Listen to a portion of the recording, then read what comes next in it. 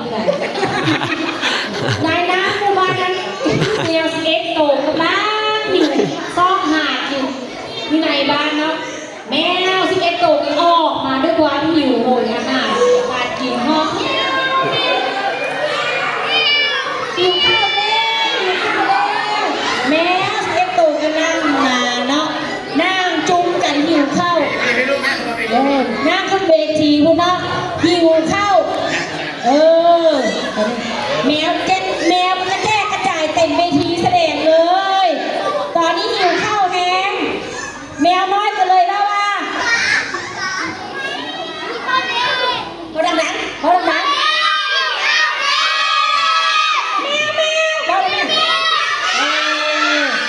แมวเอ็กโตกำลังหิวข้าวอยู่นั้นเนาะ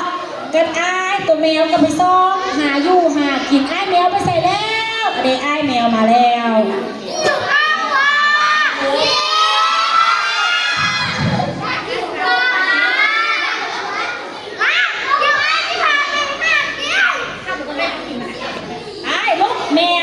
แมวเอ็กโตก็เข้าไปในหมู่บ้านเนาะไอ้แมวพี่เดี๋ยวพี่ทางนี้เข้าทางนี้ไปที่งานเพเนาะงานเพ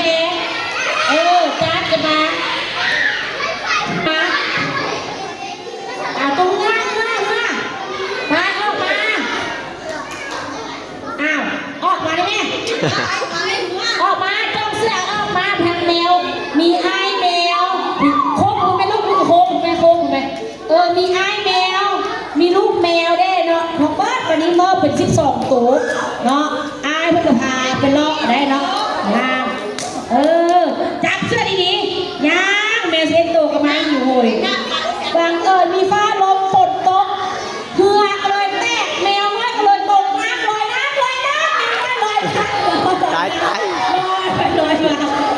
ยแต่จะลอยที่เดียวสลบนอนน้ำขมไม่ฮอตแต่ฟังนอนลงแมวสเก็ตโตแมวสเก็ตโตก็นอนลงย้อนความเมื่อยนะตื่นเช้ามารู้ไหมไอ้แมวก็ลุกขึ้นห้าลูกแมวนอนไอ้แมวก็ลุกขึ้นเป็นนอกซอกแบบบังเอิญไอ้แมวไปเจอป่าโตว่าใหญ่ป่าไม้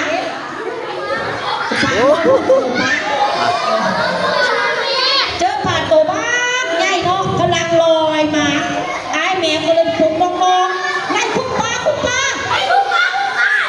จับมือกันประสานกันลัดเอาป่าโตบักใหญ่จับมือพร้อมกับแมวดีไหม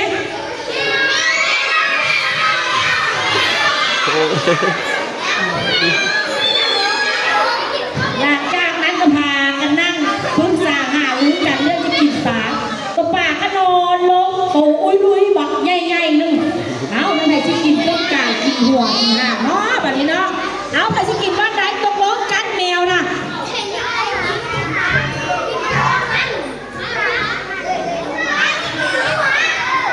เถียงกันไปเถียงกันมา